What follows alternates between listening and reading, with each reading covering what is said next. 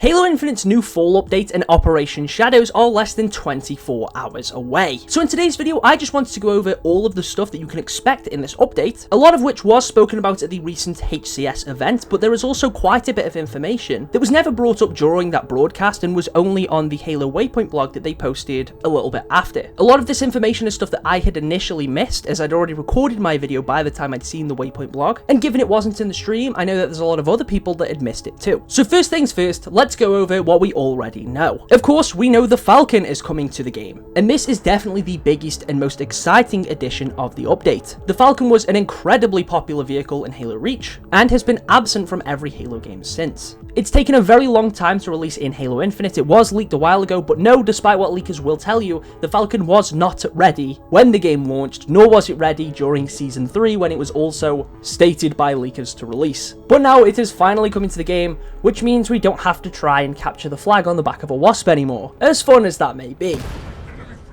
Now, something that you might not know is alongside the Falcon, we're also getting a new game mode which is specifically focused on this vehicle. The mode Famished Falcons is a multi-team game type where there will be 4 teams that have to go and try and steal a flag from the middle of the map. This sounds really fun. It sounds like a really fun party mode and the exact type of thing I think Halo Infinite needs. It'll also be a great mode to introduce players to this new vehicle. I know it's not entirely new, but you know what I mean. And I'm definitely looking forward to trying this one out. As soon as the update goes live, the Falcon will be available on 5 of the big team battle maps. This includes Refuge, High Power, Oasis, Fortitude, and Thunderhead, where it will presumably spawn in the same location as the Wasp. Another thing that we already know is of course the release of the Vestig Carbine. And this is another pretty exciting addition. Now, it is worth noting that this is not the same version of the Carbine that was leaked for Infinite a long time ago, so again, to all of the people saying this should have been there at launch, this is an entirely new version of the gun, as that original version of the weapon is unfinished. I feel like this is something that constantly needs to be stated, but Infinite's team right now is significantly smaller as most of Halo Studios focuses on making new games. This means that Infinite doesn't have any animators working on it right now,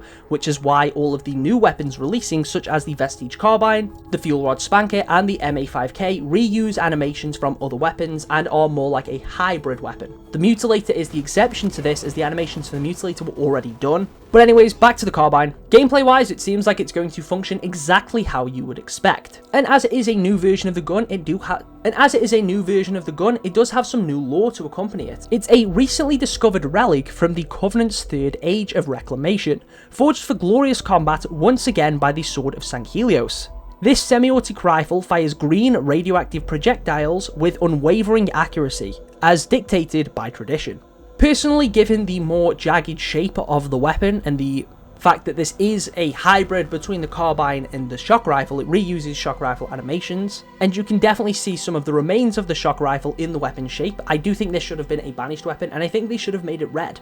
I think that would have made more sense, and it definitely would have fit more in with Halo Infinite. But regardless, you will be able to customize this weapon and apply whatever coating you want, so if you want it to look like a banished gun, then you can do that. The Vestig Carbine will also have a game mode that highlights this weapon much better, as we'll also be seeing Banished Slayer. And this will be a UNSC versus Banished game mode, where the Banished will wield the Vestig Carbine, a Pulse Carbine, and 2 Spy Grenades, while the UNSC has a Bandit Evo, an MA5K Avenger, and a pair of Frag Grenades. And this also sounds like it's going to be pretty fun to try out. It's insane that it's taken this long to get a game mode like this in Halo Infinite, something that is just a simple variation of Slayer, but I just find it wild that it's taken this long to get a Banished version of the game mode. Next up, let's talk about some of the cosmetics. Again, this is something that I've already spoken about before in a prior video, but Operation Shadows will have a new 50 tier operation pass, with there being a 20 tier pass within that operation, and this will allow you to unlock the new Whisper armor set, which is a set for the Mirage Core. It's kind of cool, it's got this pilot vibe going for it. The shoulders definitely remind me somewhat of ODST shoulder pads, and the chest piece also looks like a Mirage equivalent to the ODST chest piece. The premium version of the pass will also contain 3 other armor sets, which are all present in this image here. And of course, you'll also unlock things like armor coatings, weapon models, weapon charms, and more. The pass will cost 1,000 credits. If you do miss out on the items, all of the free stuff will eventually rotate into the exchange, and the premium stuff will rotate into the store. If you do purchase the pass, of course, you will own access to it forever, so you can unlock the items at whatever pace you want, but for free players that don't plan on buying it, you have from August 5th to September 9th. We also have the titles for the next 2 operations, the first of which is Operation Warpath, and that starts on September 9th, and then we have Operation Halloween 2, which begins on October 7th.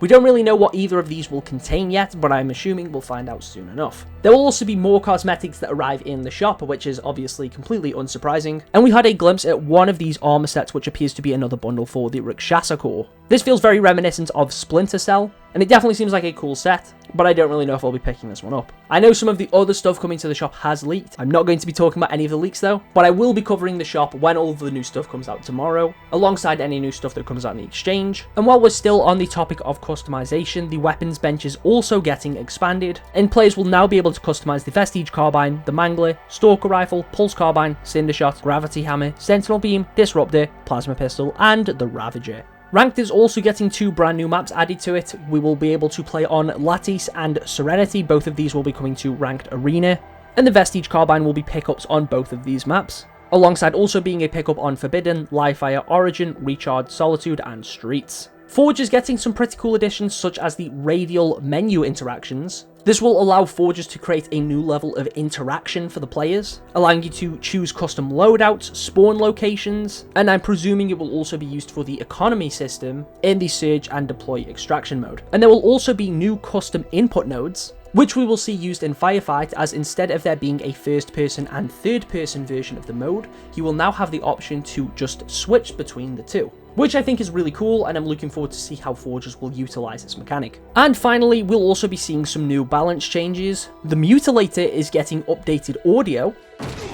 The sounds have been enhanced, and the Mutilator fire should now sound more distinctively terrifying during gameplay, from no matter where you're cowering, so I'm really curious to hear how it's going to sound. Active camo is also getting buffed. It's going from 30 seconds to 45. The Hydra also seems to be getting some improvements. It's getting quicker lock-ons and a faster rate of fire with reduced reload time. And the Pursuit Hydra is also getting a reload speed increase, so I'm very curious to see how that's going to function. The Ravager Rebound, however, is getting nerfed, as it will now overheat quicker. And with that, I believe I've covered all of the major stuff that we know is coming in tomorrow's update. Again, by the time this video goes up, it's out in less than 24 hours. I am pretty excited, mostly for the Carbine and the Falcon. I should be streaming tomorrow, should be doing a little bit of a game night. And as mentioned, I'll be covering the shop when all of the new stuff comes out, the exchange, the operation pass, etc, etc. So keep an eye out for all of that. Thank you all for watching. Let me know what you're most excited for in Operation Shadows and the Fall update, and I will catch you all in the next one.